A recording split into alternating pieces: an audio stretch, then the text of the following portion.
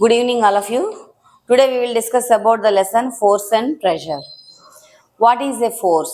Force means to push or pull of an object is called force. అంటే ఒక వస్తువుని లాగడం లేదా తోయడాన్ని మనం ఫోర్స్ అని చెప్పేసి అంటాం. ఫోర్స్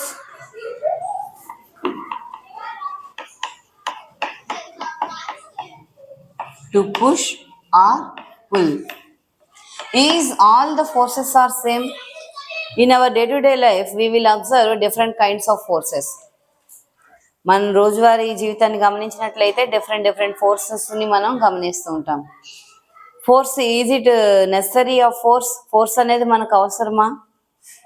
ఒక వస్తువుని లాగాలన్నా, తొయ్యాలన్నా, మూమెంట్ జరపాలన్నా కూడా మనకి ఫోర్స్ అనేది అవసరం.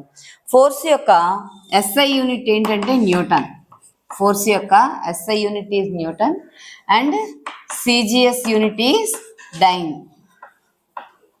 SI unit ఏమో న్యూటన్, CGS unit ఏమో డైన్. Okay, how many kinds of forces are there? We will classify forces into two kinds.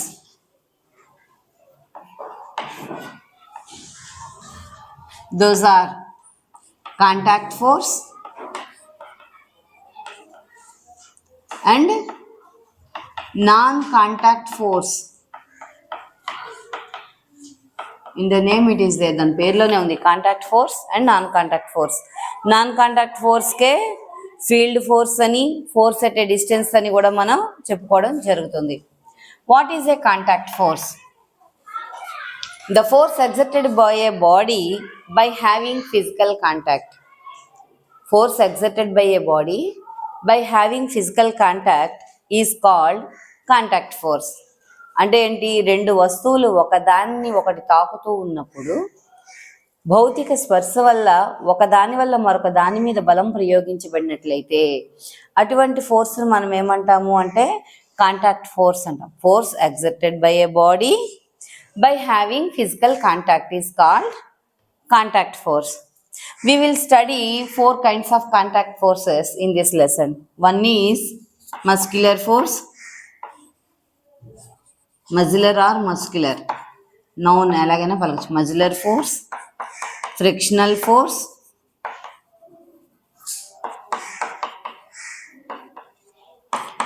Normal force,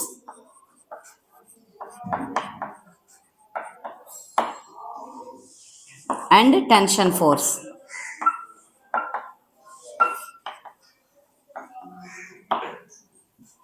These are the contact forces. What is a muscular force? The force exerted by our body muscles is called muscular force. అంటే ఏంటి? మన శరీర కండరాలను ఉపయోగించి ఒక వస్తువుపై బలాన్ని ప్రయోగించినట్లయితే అటువంటి బలాన్నే మనం ఏమంటాము అంటే మస్క్యులర్ ఫోర్స్ అంటాం. The force exerted by our body muscles is called muscular force. What are the examples of muscular force? In which situations in our day-to-day life we will use this muscular force? మన రోజువారీగా ఈ మజిలర్ ఫోర్స్ని ఎక్కడెక్కడ ఉపయోగిస్తాం మనం? To throw A ball, walking, running, lift A bag. ఒక వస్తువుని hold చేయాలంటే, పట్టుకోవాలన్నా, విసరాలన్నా, మనం నడవాలన్నా, పరిగెట్టాలన్నా మన బాడీ మజిల్స్ని ఉపయోగిస్తామా లేదా? ఈ మజిల్స్ ఫోర్స్ని ఉపయోగించబట్టే ఏ మార్పులు వస్తున్నాయి? What are the effect of force acting on a body? ఒక వస్తువుపై బలం ప్రయోగించబడింది, ఫోర్స్ పనిచేసింది అని మనం ఏ సందర్భంలో చెప్పగలుగుతాం? If there is a change in it state of motion, అది ఒక ప్రదేశం నుంచి ఇంకో ప్రదేశానికి కదిలినా. If it is change the direction of the motion, ఒక డైరెక్షన్ నుంచి ఇంకొక డైరెక్షన్లో ఒక ఆబ్జెక్ట్ మూవ్ అవ్వాలన్నా, లేదంటే if there is a change in the shape of the object, ఒక వస్తువు యొక్క ఆకారంలో మార్పు వచ్చినా అప్పుడు ఆ వస్తువు మీద మనము బలం ప్రయోగించబడింది, force exerted by the body అని చెప్పుకున్నాం. So what are the changes occurs? Otherwise what are the effects of force on a body? ఒక వస్తువు మీద పనిచేసే బలం వల్ల వస్తువులో ఎటువంటి మార్పులు వస్తాయంటే there may be a change in it state of motion, there may be a change in the direction of the motion, there may be a change in the shape of the object. Shape of the object. So this is about the muscular force. The force exerted by our body muscles is called muscular force. Lifting a bag, throwing a ball, kicking a ball, all these are the examples of muscular force. The next one is frictional force. What is a frictional force? Means when two surfaces are in contact. When two surfaces are in contact, which opposes the relative motion of the body is called frictional force. Frictional force always acts against the applied force. Frictional force always works against the applied force. What is a frictional force? If a body is moving on surface on another surface, when two surfaces are in contact, which opposes the relative motion of the body, is called frictional force. Frictional force అంటే ఒక surface ఇంకో surface మీద sliding అవుతూ ఉన్నప్పుడు ఒక దాని యొక్క మూమెంట్ని మరొక సర్ఫేస్ ఆపుతూ ఉంటే ఆ ఆపే ఫోర్స్ ఏదైతే ఉంటుందో దాన్నే మనం ఏమంటామంటే ఫ్రిక్షనల్ ఫోర్స్ అని చెప్తాం. దీనికి ఎగ్జాంపుల్ చూసుకున్నట్లయితే, if you through a ball on the surface of the earth, ఒక భూమి మీద మనం ఒక బాల్ని విడిచిపెట్టాం, అది కొంత దూరం ట్రావెల్ చేసిన తర్వాత ఆగిపోతుంది. ఎందుకు ఆగిపోయింది? Why the ball stopped? Because some another force against the applied force act on that ball. That force is called frictional force. బాల్ని మనం ఇలా విడిచిపెట్టినప్పుడు కొంత దూరం వెళ్ళిన తర్వాత అది ఆగిపోయింది. ఎందుకు ఆగిపోయింది అంటే మనం అప్లై చేసిన ఫోర్స్కి ఆపోజిట్ డైరెక్షన్లో ఎర్త్ సర్ఫేస్ కొంత బలాన్ని ఆ బాల్ మీద ప్రయోగించింది.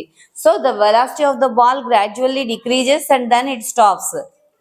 ఆ బాల్ ఆగడానికి, దాని యొక్క వెలాసిటీ గ్రాడ్యువల్గా తగ్గి బాల్ ఆగడానికి ఏ బలమైతే, ఏ ఫోర్స్ అయితే కారణమైందో ఆ ఫోర్స్నే మనం ఏమంటామంటే ఫ్రిక్షనల్ ఫోర్స్ అంటాం. Frictional force always works against the applied force. మనం ఉపయోగించిన బలానికి ఎప్పుడూ ఆపోజిట్ డైరెక్షన్లోనే పనిచేస్తుంది. Next, it always try to reduce the speed of the body. Frictional force ఎక్కడైతే ఉందో అక్కడ ఒక బాడీ యొక్క స్పీడ్లో మార్పు వస్తుంది, అది కూడా గ్రాడ్యువల్గా తగ్గుతూ వస్తుంది. అంటే ఏంటి? ఒక ఆబ్జెక్ట్ యొక్క మూమెంట్ని అపోజ్ చేసేది. The force which opposes the relative motion of a body is called frictional force. The force which opposes the relative motion of a body is called frictional force. అంటే ఒక బాడీ యొక్క మూమెంట్ని ఆపడానికి ప్రయత్నించే force ఏదైతే ఉందో దాన్నే మనం ఏమంటాం? ఫ్రిక్షనల్ ఫోర్స్ అని చెప్పేసి చెప్పుకుంటాం. The next one is normal force. The force works against the gravitational force which is perpendicular to the surface, it's surface. Normal force అంటే ఏంటి? సర్ఫేస్కి పర్పెండిక్యులర్గా ఎగైనెస్ట్ గ్రావిటేషనల్ ఫోర్స్ పనిచేసేటువంటి బలం ఏదైతే ఉందో దాన్నే మనం ఏమంటాం? నార్మల్ ఫోర్స్ అంటాం. ఫర్ ఎగ్జాంపుల్, ఒక టేబుల్ మీద ఒక బుక్ పెట్టాం. సెంటర్ ఆఫ్ గ్రావిటీ అంటే దీని యొక్క వెయిట్ కిందికి నిలువుగా కిందికి పనిచేస్తూ ఉంటుంది. W=mg. Gravitational force acting on a body is called its weight, that is denoted by the mass into acceleration due to gravity, mg. So W means nothing but it is also force, gravitational force acting on the body, that is called weight. So ఈ book యొక్క wait నిలువుగా మనకి కిందికి పనిచేస్తుంది. ఈ కిందికి ఎప్పుడైతే పనిచేస్తుందో, సాధారణంగా చూడండి, మనం ఒక వస్తువుని ఇలా విడిచిపెట్టామనుకోండి, అది కిందికి గ్రావిటేషనల్ ఫోర్స్ వల్ల కిందికి పడిపోయి భూమి యొక్క సర్ఫేస్ మీద ఉండాలి. కానీ ఇక్కడ ఒక టేబుల్ అనేది ఉండడం వల్ల ఏమైంది? ఈ బుక్ కిందికి పడిపోకుండా ఆపింది. అంటే ఏంటి? ఈ టేబుల్ యొక్క ఈ సర్ఫేస్ గ్రావిటేషనల్ ఫోర్స్కి ఆపోజిట్గా, సెంటర్లోనే చూపించాల్సిన పని లేదు, ఇటు కూడా చూపించవచ్చు మనం. గ్రావిటేషనల్ ఫోర్స్కి ఆపోజిట్గా some force acting on that body against the gravitational force, opposite to the gravitational force direction. It is called normal force. The force which exerted by the surface of the body which is perpendicular to the surface against the gravitational force is called normal force. ఒక సర్ఫేస్కి లంబంగా gravitational ఫోర్స్కి ఆపోజిట్గా పనిచేసే force ఏదైతే ఉంటుందో దాన్నే మనం ఏమంటామంటే normal force అని చెప్పుకుంటాం. The next one is tension force. What is mean by tension? The tightness of the string or thread is called tension. The force exerted by the rope or thread or string is called tension force. ఒక దారం వల్ల కానీ ఒక తాడు వల్ల కానీ లేదా ఒక తీగ వల్ల కానీ ప్రయోగించబడిన బలం ఏదైతే ఉందో దాన్నే మనం ఏమంటామంటే టెన్షన్ ఫోర్స్ అంటాం. ఒక రాయికి తాడుని కట్టి నించోపెట్టాం అనుకోండి, అది గాలిలో నించుంటుందా, నించోదా? అంటే ఏంటి, ఈ తాడు కొంత బలాన్ని ఉపయోగించి రాయి కింద పడిపోకుండా ఆపుతోంది. సో ఈ తాడులో ఉన్నటువంటి బలం ఏదైతే ఉందో దాన్నే మనం ఏమంటామంటే టెన్షన్ ఫోర్స్ అంటాం. ఫర్ సపోజ్ స్ట్రింగ్ ఇన్స్ట్రుమెంట్స్ ఉన్నాయి, వీణ, వయోలిన్, గిటార్, ఇటువంటివి. వాటి యొక్క తీగలు లూజ్గా ఉన్నాయనుకోండి, can we hear the nice sound? Fair sound వినగలమా మనం? క్లియర్ సౌండ్ వినగలమా? వినలేము. అదే ఆ టైట్గా మనం ఆ స్ట్రింగ్స్ని టైట్ చేసి అప్పుడు మీటేమనుకోండి, we will listen a fine sound. అంతే కదా, ఫైన్ సౌండ్ అనేది మనకి వస్తుంది. ఆ టైట్నెస్ ఆఫ్ ద స్ట్రింగ్, ఒక తాడైనా దారమైనా లేదా తీగైనా సరే కూడా, the tightness of the string is called tension. ఆ టైట్నెస్ వల్ల దానిలో కలిగేటువంటి బలం ఏదైతే ఉందో దాన్నే మనం ఏమంటామంటే టెన్షన్ ఫోర్స్ అంటాం. ఓకే, మనం ద ఎఫెక్ట్ ఆఫ్ ఫోర్స్ గురించి తెలుసుకున్నాం. ఒక ఆబ్జెక్ట్ మీద కనుక ఫోర్స్ పనిచేస్తే దాని యొక్క ఆకారంలో మార్పు వస్తుంది, లేదంటే దాని యొక్క డైరెక్షన్లో మార్పు వస్తుంది, లేదా దాని యొక్క స్పీడ్లో మార్పు వస్తుంది అని చెప్పేసి మనం చెప్పుకున్నాం. అయితే ఈ ఫోర్స్ అన్ని కూడా ఒక వస్తువుని మనం చూసినట్లయితే దాని మీద ఎన్ని రకాల బలాలు పనిచేస్తున్నాయి, ఒక ఆబ్జెక్ట్ మీద how many types of forces are acting on a body, if we are showing in a diagram, that is called free body diagram. We will say that is in short form FBD. FBD means free body diagram. It is very, very important in further classes. Free body diagram. ఒక object మీద పనిచేసేటువంటి forces కనుక చూసినట్లయితే we are having 4 types of forces acting on that body. ఒక body ఉందంటే దాని మీద 4 రకాలైనటువంటి ఫోర్సులు పనిచేయడానికి అవకాశం ఉంది. హారిజాంటల్ డైరెక్షన్లో 2 ఫోర్సులు, వర్టికల్ డైరెక్షన్లో 2 ఫోర్సులు పనిచేస్తాయి. Let us take an example of a book kept on a table. ఒక పుస్తకాన్ని టేబుల్ మీద పెట్టినప్పుడు కనుక దాని మీద పనిచేసేటువంటి బలాల్ని కనుక గమనించినట్లయితే చూడండి, వెయిట్ నెట్ట నిలువుగా కిందికి పనిచేస్తుంది, గ్రావిటేషనల్ ఫోర్స్. అదే నార్మల్ ఫోర్స్. ఈ గ్రావిటేషనల్ ఫోర్స్, నార్మల్ ఫోర్స్ రెండు ఈక్వల్గా ఉండడం వల్ల బుక్ అనేది స్టేబుల్గా ఉంది. So net force acting on the book is 0. Net force, I used another word, that is net force. What is meant by net force? The total effect of the forces acting on the body is called net force. అంటే ఏంటి, ఒక వస్తువు మీద పనిచేసినటువంటి అన్ని బలాల యొక్క ఫలిత బలం, resultant force acting on a body is called net force. ఇప్పుడు హారిజాంటల్ డైరెక్షన్లో కొన్ని ఫోర్స్ పనిచేస్తాయి, వర్టికల్ డైరెక్షన్లో కొన్ని ఫోర్స్ పనిచేస్తుంది. ఇప్పుడు చూడండి, ఇక్కడ వర్టికల్ డైరెక్షన్లో 2 ఫోర్సులు ఈక్వల్గా ఉన్నాయి కాబట్టి టేబుల్ మీద పెట్టినటువంటి పుస్తకం స్టేబుల్గా రెస్ట్ పొజిషన్లో ఉంది. For suppose I applied some force on that book when it starts sliding on the surface of the table. నేను దీని మీద కొంత బలాన్ని ప్రయోగించాను అనుకోండి నా చేతితోటి, applied force we will denote with capital F చేశాను. అప్పుడు ఏమవుతుంది, బల ప్రయోగం చేసినంత వరకు it slides on the surface of the body and moves to some place and again it stops. నేను కంటిన్యూస్గా ఫోర్స్ అప్లై చేస్తే అది కంటిన్యూగా ఉంటుంది. నేను కొంత ఫోర్స్ అప్లై చేసి ఆపాను. ఆపిన తర్వాత ఏమైంది, it travels some distance and again it stops. ఇక్కడ ఆగడానికి దీని మీద ఏ బలం ప్రయోగించింది, ఈ యొక్క సర్ఫేస్ దీని యొక్క మూమెంట్ని ఆపుతూ ఆపోజిట్ డైరెక్షన్లో ఒక ఫోర్స్ని పనిచేసింది. దాన్నే మనం ఏమంటామంటే ఫ్రిక్షనల్ ఫోర్స్ అంటాం. ఫ్రిక్షనల్ ఫోర్స్ అంటాం. అంటే అది ఎప్పుడు కూడా ఎలా ఉంటుంది, అప్లైడ్ ఫోర్స్కి ఆపోజిట్ డైరెక్షన్లో ఉంటుంది. మనం చెప్పుకున్నాం ఆల్రెడీ ఫ్రిక్షనల్ ఫోర్స్ అంటే ఏంటనేది. సో నేను ఉపయోగించిన బలం ఎంతైతే ఉందో ఆ బలానికి తగిన విధంగా ఆబ్జెక్ట్ మూమెంట్లోకి వెళ్ళింది. కానీ ఆ మూమెంట్లో ఉన్న ఆబ్జెక్ట్ని ఆపుతూ టేబుల్ యొక్క సర్ఫేస్ ఈ ఆబ్జెక్ట్ మీద కొంత ఫోర్స్ ని ఆపోజిట్ డైరెక్షన్ లో పనిచేసింది. దాన్నే మనం ఏమంటామంటే ఫ్రిక్షనల్ ఫోర్స్ అని చెప్తాం. సో ఏదైనా ఒక ఆబ్జెక్ట్ ని ఒక సర్ఫేస్ మీద పెట్టినట్లయితే దాని మీద 4 రకాల బలాలు పనిచేస్తాయి.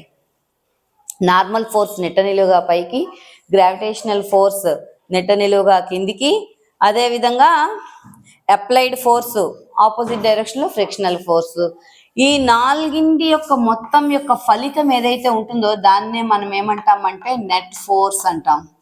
For suppose net force becomes 0, నేను అప్లై చేసిన ఫోర్సు అటు దాటి నుంచి వచ్చిన ఫ్రిక్షనల్ ఫోర్స్ ఈక్వల్ అయిపోయింది. సో హారిజాంటల్ డైరెక్షన్ లో there is no movement on the object. Horizontal direction లో ఆబ్జెక్ట్ మూవ్ అవ్వడం అనేది జరగదు. అదేవిధంగా నేను గ్రావిటేషనల్ ఫోర్సు ఈ సర్ఫేస్ ఉండడం వల్ల, ఇక్కడ ఒక సర్ఫేస్ మీద వస్తువు ఉండడం వల్ల ఇటు గ్రావిటేషనల్ ఫోర్సు ఆ వస్తువుపై పనిచేస్తే నార్మల్ ఫోర్సు రెండు ఒకదానికొకటి ఈక్వల్ గా ఉన్నాయి. అప్పుడు ఏమైంది, వర్టికల్ డైరెక్షన్ లో ఆబ్జెక్ట్ యొక్క మూమెంట్ లేదు, హారిజాంటల్ డైరెక్షన్ లో మూమెంట్ లేదు, వర్టికల్ డైరెక్షన్ లో మూమెంట్ లేదు. So net force acting on the body 0. ఒక ఆబ్జెక్ట్ మూమెంట్ లోకి రావాలంటే, అంటే డైరెక్షన్ లో మార్పు రావాలన్నా, షేప్ లో మార్పు రావాలన్నా, లేదా దాని యొక్క స్పీడ్ లో మార్పు రావాలన్నా సరే కూడా some external force must B act on it. దాన్నే మనం ఏంటంటే net force.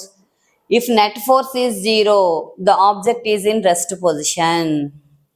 If the net force is 0, the object is in rest position. If the net force act on a body, the body moves in the direction of force. A force అయితే ఎక్కువగా ఉందో ఆ direction లో మనకి object అనేది movement అవుతుంది. ఇక్కడ చూడండి, అప్లైడ్ ఫోర్స్ అని చెప్పుకుంటున్నాం కదా. ఫర్ సపోజ్ ఒకే ఆబ్జెక్ట్ మీద 2 ఫోర్సెస్ పనిచేస్తున్నాయి. Gravitational force, normal force equal అనుకుందాం. సో వర్టికల్ డైరెక్షన్ లో there is no change in the net force. Net force is 0 in vertical direction. Horizontal direction లో తీసుకుందాం. For suppose 2 forces acting on the body in same direction, the net force must be, you have to add the 2 forces. ఆ 2 ఫోర్సుల్ని మనం కలిపియాలి. Summation of the forces. Sum of the force gives you the net force acting on the body. For suppose ఒక object తీసుకున్నాను, 2 Newton's బలంతో ఒకళ్ళు, 3 Newton's బలంతో ఒకళ్ళు ఈ ఆబ్జెక్ట్ ని మూవ్ చేస్తున్నారు. అప్పుడు ఈ ఆబ్జెక్ట్ ఇటు మూవ్ అవుతుంది. ఏ డైరెక్షన్ లో మూవ్ అవుతుంది? ఫోర్స్ ఏ డైరెక్షన్ లో అయితే అప్లై చేయబడిందో అదే డైరెక్షన్ లో మూవ్ అవుతుంది. సో దీని మీద పనిచేస్తున్న నెట్ ఫోర్స్ ఎంత? 2 + 3 5 న్యూటన్స్ ఫోర్స్ తో ఇది ఫోర్స్ డైరెక్షన్ లో మూవ్ అవుతుంది. For suppose the same object, you are applying 2 newtons in one direction and another one is applying 3 newtons in another direction, opposite direction. Then what could be the net force? 2 - 3 or 3 - 2. The magnitude must be 1 newton. The object moves in 1 newton in left hand direction. Force అనేది మనకి vector కాబట్టి direction కూడా మనం mention చేయాలి. ఇక్కడ మ్యాగ్నిట్యూడ్ని ఎప్పుడు పాజిటివ్లో చూపిస్తాం, కానీ డైరెక్షన్ కూడా మనం మెన్షన్ చేయాలి కాబట్టి left side of the object ఎటువైపు. ఫర్ సపోజ్ లెఫ్ట్ సైడ్ తక్కువ బలము, రైట్ సైడ్ ఎక్కువ బలము ఉందనుకోండి, the objects moves from right to left.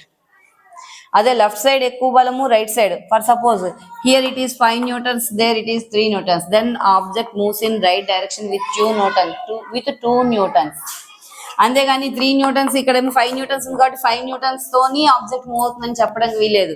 ఈ 5 న్యూటన్స్ లోంచి దీనికి ఆపోజిట్ గా పనిచేస్తున్న 3 న్యూటన్స్ ని డిడక్ట్ చేసి అప్పుడు 2 న్యూటన్స్ ఫోర్స్ తో the object moves in right direction అని చెప్పి మనం చెప్పుకోవాలి. సో ఇలా ఇటువంటి డయాగ్రామ్స్ ఇచ్చి ఫైండ్ ద నెట్ ఫోర్స్ అని అడగచ్చు. లేదంటే లిఫ్టింగ్ ఆబ్జెక్ట్ హారిజాంటల్ డైరెక్షన్ లో కాన్స్టెంట్ గా ఫోర్సెస్ ఉండి వర్టికల్ డైరెక్షన్ లో, for suppose a body moving upwards with the force of 10 newtons. 10 newtons లో ఒక ఆబ్జెక్ట్ అప్వర్డ్ డైరెక్షన్ లో పనిచేస్తుంది. The gravitational force acting on the body is 8 newtons. Then what could be the net force acting on the body? The net force acting on the body is 2 newtons. The net force acting on the body 2 newtons against the gravitational force. So the body moves upwards with the force of 2 newtons. 2 న్యూటన్ల బలంతో అప్పుడు object upward move అవుతుంది. For suppose upward 8 newtons, downward 10 newtons. Gravitational force acting on the body is 10 newtons, and the force acting on the body in upward direction is applied force acting on the body is in 8 newtons. So the body moves towards down, towards the center of the earth, towards the direction of gravitational force with 2 newtons. ఇక్కడ direction mention చేయాలి, లేదంటే negative symbol అయినా మనం mention చేసుకోవాలి. Negative symbol కూడా opposite డైరెక్షన్లో move అవుతుందన్న విషయాన్ని తెలియజేస్తుంది మనకి. ఓకేనా? This is about the free body diagram and contact forces. Then what about the non contact forces?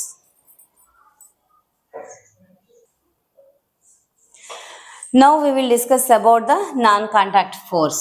Non-contact force is also called as field force and force at a distance. దీని meaning అంతా కూడా దీని పేరులోనే ఉంది, non contact. Contact forces చెప్పుకున్నాం. When two bodies are in physical contact, then force exerted by the surface on another surface is called contact force. Otherwise the force exerted by physical contact is called contact force. Here non-contact force means the force exerted by body without having any physical contact with the object.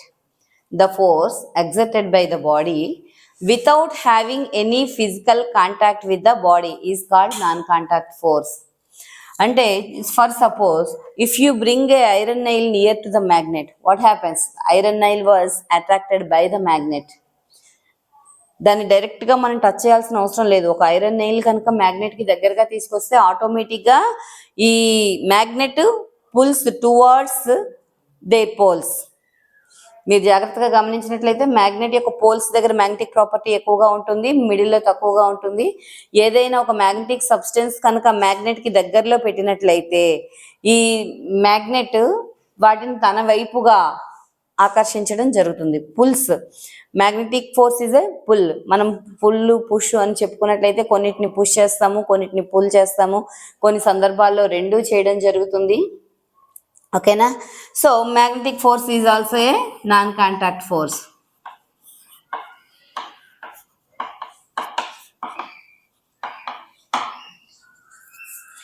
The force exerted by the magnets by having without any physical contact to the magnetic substances is called magnetic force.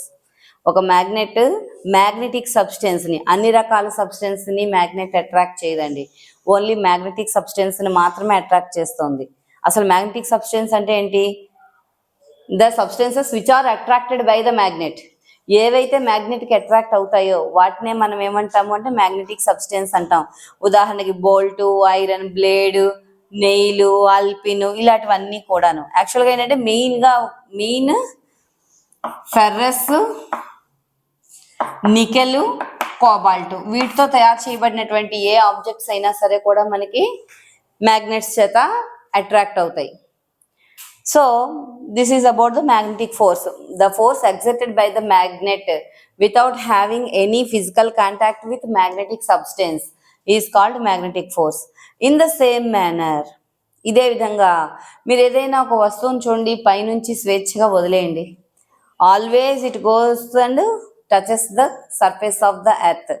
గ్రౌండ్ని touch చేస్తూ ఉంటుంది. అంటే ఏంటి? ఈ భూమి కూడా కొంత ఆకర్షణ బలాన్ని కలిగి ఉండేది. భూమి యొక్క సర్ఫేస్ మీద ఉండేటువంటి ప్రతి వస్తువుని కూడా భూమి తన వైపుగా ఆకర్షిస్తోంది. దాన్నే మనం ఏమంటామంటే gravitational force.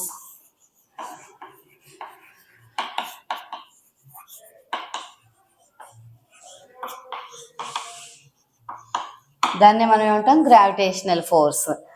Okay? For example freely falling body ఏదైనా సరే gravitational force. The fruit falling from the tree, the fruit falling from the tree. మీరు ఒక రాయిని పైకి విసిరారు, అది ఎంత దూరం కొంత ఎత్తుకెళ్ళిన తర్వాత మళ్ళీ అది కిందికి భూమి మీదకే రావడం జరుగుతుంది, అంతేనా? So freely falling stone or freely falling body, freely falling fruit from the tree, these all are the examples of gravitational force. Next, another one is, to understand this you have to do an experiment with your dry hair. When you rub your dry hair with plastic comb or plastic scale. It attracts the small pieces of papers or husk or small lightweight objects. Light weight ఆబ్జెక్ట్స్ని మనం ఎప్పుడైతే మన dry హెయిర్ని తలరుద్దుకున్న రోజు బాగా పొడిగా ఉన్న dry హెయిర్ని ప్లాస్టిక్ స్కేల్తో కానీ ప్లాస్టిక్ పెన్తో కానీ లేదంటే ప్లాస్టిక్ కూమ్తో కానీ దువ్వుకుని దగ్గరగా తెచ్చేయమనుకోండి, ఏమవుతుంది, స్మాల్ పీసెస్ని అది అట్రాక్ట్ చేస్తుంది. అవి డైరెక్ట్గా మనం టచ్ చేయాల్సిన పని లేదు, వాటికి దగ్గరగా తీసుకొచ్చినప్పుడే అవి అట్రాక్ట్ అవుతాయి. ఎందువల్ల అంటే దాన్ని ఎలక్ట్రోస్టాటిక్ ఫోర్స్ అంటాం. దాన్ని ఏమంటాము? Electrostatic force.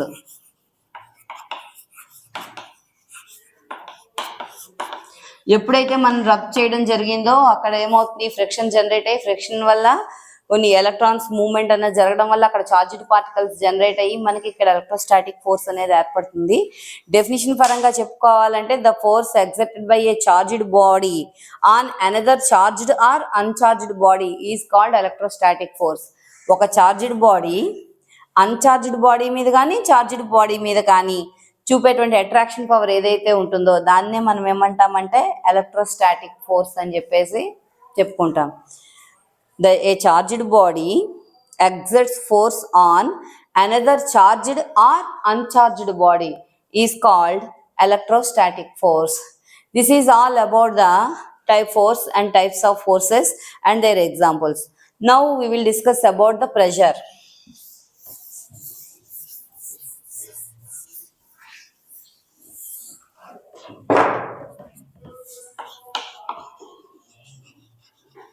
What is a pressure?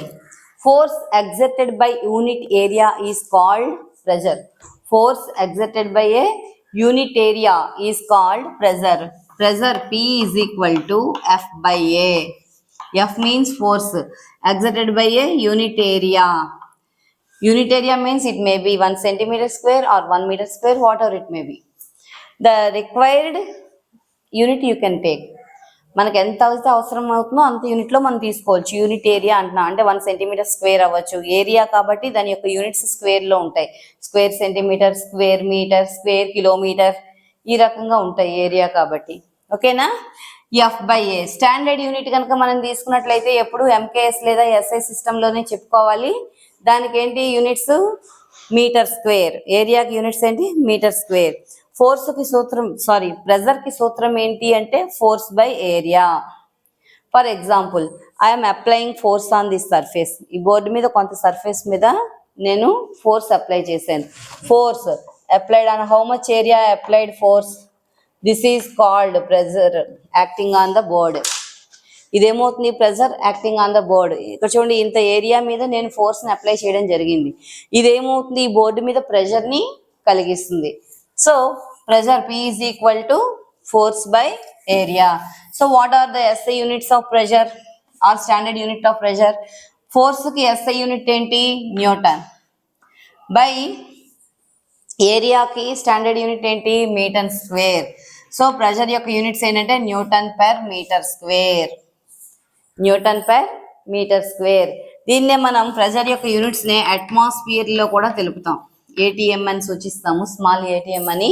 Atmosphere pressure యొక్క అనదర్ యూనిట్ ఏంటంటే అట్మాస్ఫియర్. అలాగే ఇంకో యూనిట్ ఉంది, దట్ ఈస్ పాస్కల్. ప్రెషర్కే కలిగిన ఉన్నటువంటి మరొక యూనిట్ ఏంటంటే పాస్కల్. అట్మాస్ఫియరు, పాస్కల్ లేదా న్యూటన్ పర్ మీటర్ స్క్వేర్ ఇవన్నీ కూడా ప్రెషర్కి ఉన్నటువంటి యూనిట్సే. ఓకే, ప్రెషర్ అనేవి కేవలం సాలిడ్ ఆబ్జెక్ట్స్ మీదే కలుగుతుందా? లిక్విడ్స్లో కూడా మనం ప్రెషర్స్ని కలిగించగలమా? ఫ్లూయిడ్స్లో కూడా. ఇక్కడ ఫ్లూయిడ్ అనే పదం వాడాం. What is a fluid? The substances which flows are called fluids. The substances which flows are called fluids. Here fluids means which flows? Liquids and gases. Liquids and gases are called fluids because they both will flow. Solid అనేది flow అవ్వదండి. Flow అంటే అర్థం ఏంటి? ప్రవహించడం అంటే అర్థం ఏంటి? అందులో ఉండే మాలిక్యూల్స్ అన్నీ కూడా మూవ్స్ విత్ డిఫరెంట్ వెలాసిటీస్. ఒక గ్లాసులో ఉన్న నీళ్ళని మీరు కనుక వంపారు అనుకోండి, ఒక కాలవలాగా అది ప్రవహిస్తుంది. అంతేగాని మొత్తం అస్సలు తడన్నది లేకుండా మొత్తం ఆబ్జెక్ట్ మూవ్ అవ్వదు కదా. అంటే ఏంటి? ఆ లిక్విడ్లో వాటర్లో ఉన్నటువంటి molecules are moving with different speeds.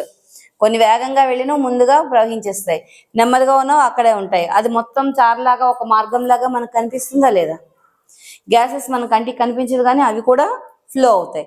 So liquids and gases are called fluids. అదే ఒక సాలిడ్ ఉంది తీసుకున్నాం, దీన్ని నేను లాగాను అనుకోండి, ఇది మొత్తం ఆబ్జెక్ట్ వస్తుంది, అంతేగాని అందులో కొన్ని మాలిక్యూల్స్ అక్కడ ఉండిపోయి కేవలం సమ్ ఆఫ్ ద పోర్షన్ ఇందులోంచి రాదు కదా. కాబట్టి సాలిడ్స్ అనేవి ఫ్లోస్ కిందకి రావు, ఎందుకంటే they do not flow, the total object will moves.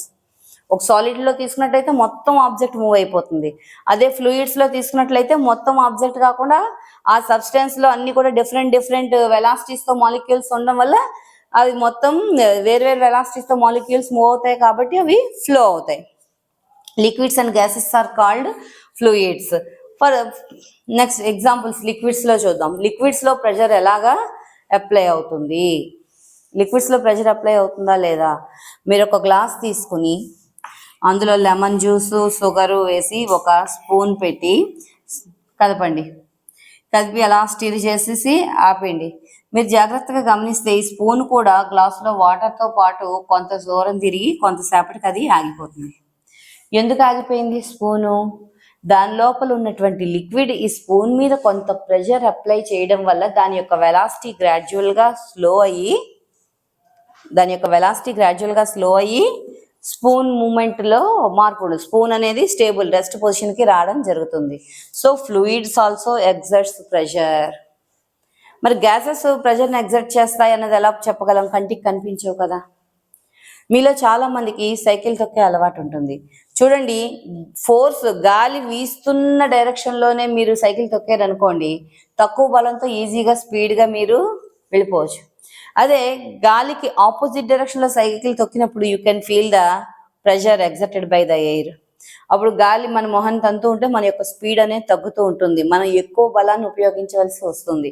So that is called pressure exerted by the air. So fluid pressure, ఇక్కడ the pressure exerted by the fluids అంటే ఏంటి? Either gases or liquids, whatever it may be, the pressure exerted by the fluids called drag. The pressure exerted by the fluid is called drag. Fluids వల్ల exert అయ్యే ప్రెషర్కి ఉన్నటువంటి పేరు ఏంటి అంటే మనకి డ్రాగ్. ఈ ఫ్లూయిడ్ ప్రెషర్ని to reduce the fluid pressure, the shape of the objects is designed to reduce the fluid pressure.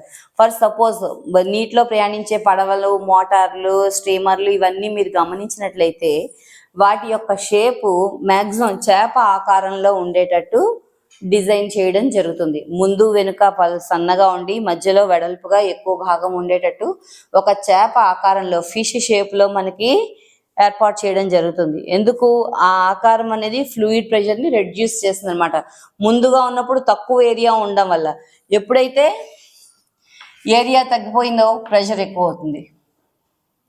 Area force మనకి రెండు కూడా ఇన్వర్స్లీ ప్రపోర్షనల్లో ఉన్నాయి కదా, F/A అనేసరికి, అంతే కదా. ఏరియా ఎక్కువైతే ఫోర్స్ తగ్గుతుంది, ఫోర్స్ ఏరియా ఎక్కువ అయితే ఫోర్స్ తగ్గుతుంది, ఏరియా తక్కువైంది అనుకోండి ఫోర్స్ ఎక్కువైపోతుంది. అందుకని ఏరియా ఎక్కువ అవడం వల్ల దాని మీద కలిగే ఫోర్స్ తగ్గే విధంగా మనకి వాటి యొక్క షేప్ని ఏర్పాటు చేయడం జరిగింది. అదే విమానము అవి తీసుకున్నట్లయితే పక్షి ఆకారంలో తయారు చేయబడి ఉంటాయి విమానాలు. వీటి యొక్క ఆకారాలు ఆ రకంగానే డిజైన్ చేయడానికి కారణం ఏంటి అంటే to reduce the fluid pressure. Next ఇక్కడ ప్రెషర్ని మెజర్ చేయడానికి మనం యూనిట్స్ చెప్పుకున్నాం, న్యూటన్ పర్ మీటర్ స్క్వేర్ అని చెప్పేసి. మన చుట్టూ ఉండే గాలి కూడా మన మీద కొంత ప్రెషర్ని కలిగిస్తుంది. The air exerts pressure surrounding us, అంతే కదా. మన చుట్టూ ఉన్నటువంటి ఎయిర్ కూడా మన మీద కొంత ప్రెషర్ని కలిగిస్తుంది. దాన్నే మనం ఏమంటాము అంటే అట్మాస్ఫియరిక్ ప్రెషర్ అని చెప్పేసి చెప్పుకుంటాం. దాన్నే మనం ఏమంటాం? అట్మాస్ఫియరిక్ ప్రెషర్ అంటాం. To measure the atmospheric pressure we will use some devices like the device which is used to measure the pressure is called barometer.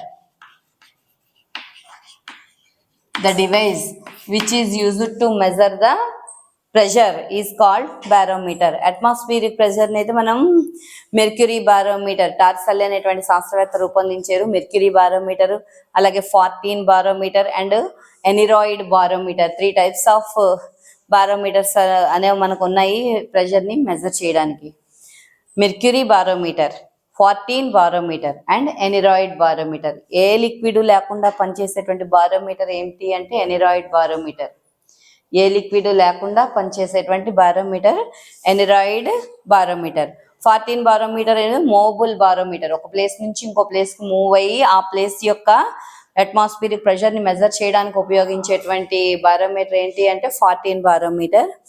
అలాగే మనం ఉన్న ప్రదేశం యొక్క అట్మాస్ఫియరిక్ ప్రెషర్ని మెజర్ చేయడానికి ఉపయోగించేది mercury barometer. Okay, normal atmospheric pressure ఏమిటి అంటే 76 centimetres height of Hg, length of Hg లేదా హైట్ ఆఫ్ హెచ్జి. మెర్క్యూరీ బారోమీటర్ని కనుక తీసుకున్నట్లయితే 1 మీటర్ పొడవు ఉన్నటువంటి ఒక గాజు ట్యూబ్, ఒక ఓపెన్ ఎండ్ ఉన్నటువంటి ఒక గాజు ట్యూబ్ని తీసుకుని ఒక పాత్రలో కొంత పాదరసాన్ని తీసుకుని ఈ ట్యూబ్ని అంతటిని కూడా పాదరసంతో నింపి బటన్ వేల్తో క్లోజ్ చేసి మెర్క్యూరీలోకి పెట్టిన తర్వాత బటన్ వేల్ తీసేయాలి. తీసినప్పుడు మీరు మెర్క్యూరీ కాలంని కనుక గమనించినట్లయితే గ్రాడ్యువల్గా డిక్రీజ్ అయ్యి ఇదంతా మెర్క్యూరీ ఉంది. సో బారోమీటర్లో ఉపయోగించే లిక్విడ్ ఏమిటి అంటే మెర్క్యూరీ. 14 బారోమీటర్లో కానీ దీన్ని ఏమంటామంటే మనం మెర్క్యూరీ బారోమీటర్ అంటాం. మెర్క్యూరీ బారోమీటర్లో కానీ ఉపయోగించే లిక్విడ్ ఏంటి అంటే మెర్క్యూరీ, హెచ్జి. దాని యొక్క హైట్ నార్మల్ ప్రెషర్ ఎంత అంటే మనకి 76 సెంటీమీటర్స్ ఆఫ్ హెచ్జి. అంటే ఏంటి, వాతావరణంలో హై ప్రెషర్ కానీ లో ప్రెషర్ కానీ ఏమీ లేకుండా సాధారణంగా ఉన్నప్పుడు మనకి మెర్క్యూరీ బారోమీటర్ రీడింగ్ దేన్ని సూచిస్తుంది అంటే పాదరస స్తంభం ఎత్తు 76 సెంటీమీటర్లని సూచిస్తుంది. ఫర్ సపోజ్ లో ప్రెషర్ ఏర్పడింది అనుకోండి, 76 సెంటీమీటర్ల నుంచి కిందికి దిగుతుంది. ఎప్పుడైతే పాదరస స్తంభం the level of the mercury decreases it shows the low pressure. గ్రాడ్యువల్గా తగ్గితే లో ప్రెషర్, సడన్గా తగ్గిపోయింది అనుకోండి ఇట్ ఇండికేట్స్ ద సైక్లోన్. గ్రాడ్యువల్గా తగ్గింది అనుకోండి లో ప్రెషర్ తగ్గుతోందని చెప్తాం. ఒక్కసారిగా ఈ మెర్క్యూరీ లెవెల్ అనేది పడిపోయింది అనుకోండి సైక్లోన్ రావడానికి ఎక్కువ అవకాశం ఉంది అని అర్థం. 76 సెంటీమీటర్ల కంటే పెరిగింది అనుకోండి హై ప్రెషర్ అని అర్థం, ఎక్కువ ఉక్కపోతకు గురవుతూ ఉంటాం మనం, హై ప్రెషర్ ఉన్నట్టు అర్థం. ఓకేనా, హై ప్రెషర్ నుంచి లో ప్రెషర్కి always transfers the pressure also. Pressure కూడా హై ప్రెషర్ నుంచి లో ప్రెషర్కి మూవ్ అవుతూ ఉంటుంది. Okay, thank you.